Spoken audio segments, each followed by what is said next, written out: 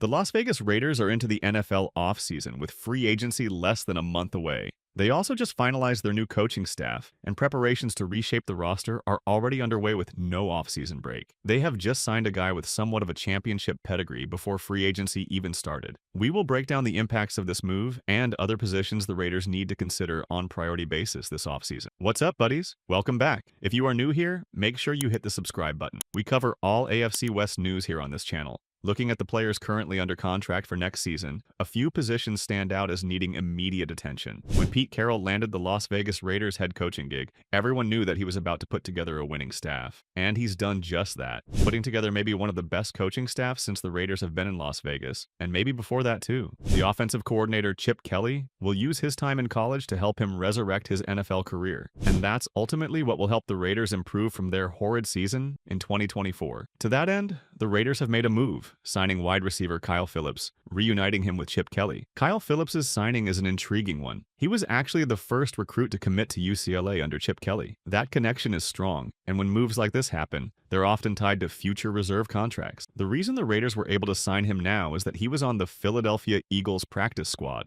and because of that, he even managed to earn a Super Bowl ring in 2024. Phillips' job on the Eagles practice squad came with being a player that the Eagles helped scout with, or a scout team player. If there was a player on the opposite team that the Eagles needed to game plan a specific way for, Phillips was possibly the guy playing that role for the sake of the team. He was around winners every day, so it's safe to say he knows how to win. Phillips played 4 seasons at UCLA, and that experience helped shape his career. But the key reason the Raiders could bring him in right now is the practice squad rules. Just like during the regular season, teams can sign practice squad players and add them to their active 53-man roster. Given his familiarity with Kelly's system and his skill set, Phillips has a real shot at making that 53-man roster. Phillips is a solid slot receiver who isn't afraid to block, an important trait. He also brings special teams value as a punt returner, which could be key considering Amir Abdullah is set to hit free agency and Dylan Laub is a potential cut candidate. With those two players contributing significantly to special teams last season, Phillips could be a name to watch. Originally a 5th-round pick for the Tennessee Titans in 2022, Phillips caught 23 passes for 259 yards over 2 seasons. While he didn't fully pan out in Tennessee,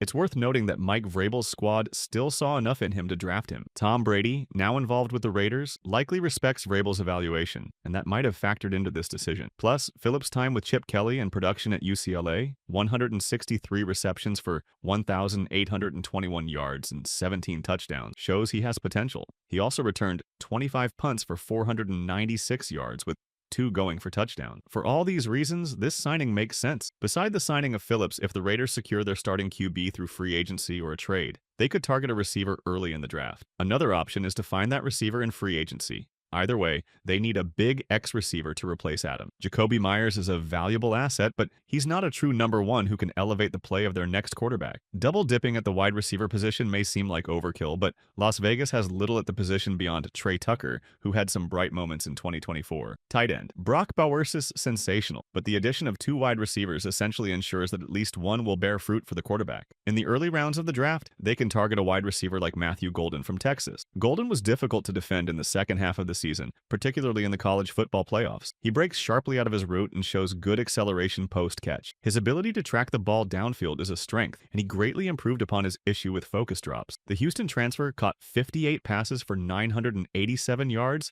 and 9 touchdowns this season. Another position that the Raiders desperately need is a franchise quarterback. After moving on from the Derek Carr era, they've cycled through multiple starters, none of whom are the long-term solution. The result came with 2 wasted seasons and no real progress. Finding a QB this offseason is, without question, the top priority. Sincere McCormick has the potential to be a hidden gem, but the Raiders can't afford to bank on that alone. They made a similar gamble with Zamir White after letting Josh Jacobs walk in free agency last year, and it didn't work out. McCormick could be a solid complementary piece, but they need a true starter at running back. Pete Carroll loves to run the ball and had some great backs in Seattle, including Marshawn Lynch. Finding his next standout running back should be a top priority. Cornerback and safety are both key concerns, with 3 starters set to hit free agency. Slot corner Nate Hobbs and safeties Trevon Moehrig and Marcus Epps could all be on the move if not re-signed. Hobbs should be a top priority, along with possibly Moehrig. Whoever they don't bring back, the Raiders will need to find replacements through free agency or the draft. The Raiders' starting linebackers over the past 2 seasons, Robert Spillane and Divine Diablo,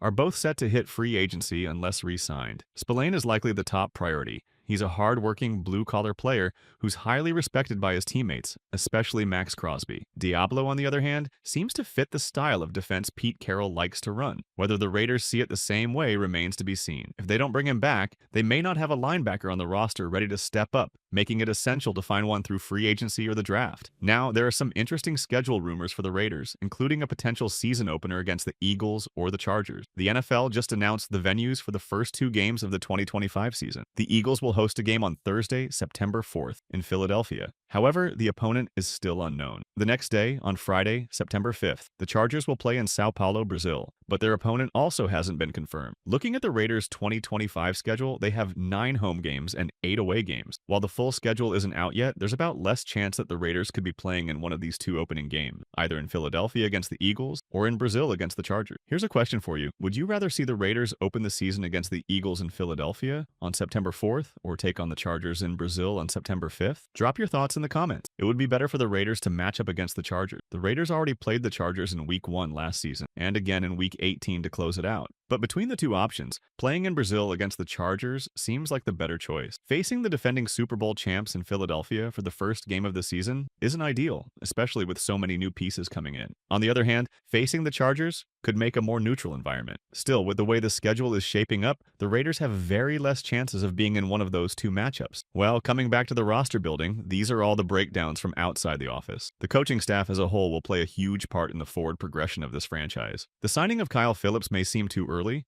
but the Raiders front office has confidence in building the roster, so should the fans. Pete Carroll brought in Chip Kelly as offensive coordinator. Kelly coached in the NFL before with the Philadelphia Eagles, but many would call that stint a huge fail. However, that was a long time ago. Since then, he's been in college coaching the UCLA Bruins as their head coach and moved to Ohio State last season to be the offensive coordinator for the Buckeyes, who won a national championship with the country's best offense. While he hasn't been in the NFL in some time, his time in college could still help him, though. NFL analysts and former players agree. Ryan Clark of ESPN said on NFL Live that Kelly's time in college is going to bode extremely well for the Las Vegas Raiders. When Kelly was asked about some of the similarities between the college football and NFL, he explained it perfectly. He said during his introductory press conference that football is football and that he has heard a long time ago that the game is cyclical, which has its ebbs and flows. In college, Kelly always had decent offenses at UCLA, despite not having the best talent at crucial positions. His one thing was having to focus on the offense, as well as all of the things that come with being a head coach, and that can be a lot for people. So he took a job with Ohio State where he could focus on just the offense and help Will Howard develop into a great quarterback. Some of the things he did in college, offensively and schematically, will definitely work in the NFL,